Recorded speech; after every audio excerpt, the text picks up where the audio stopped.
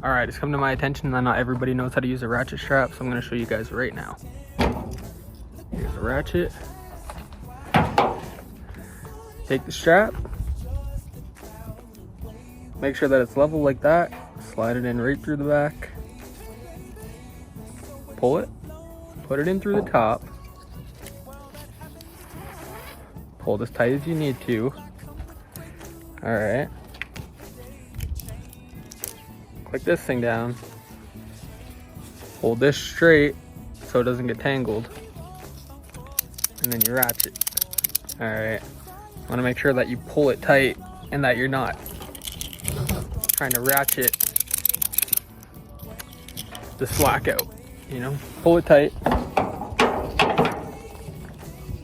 right, so get it where you need it to be, pull it tight, and you can ratchet your stuff down.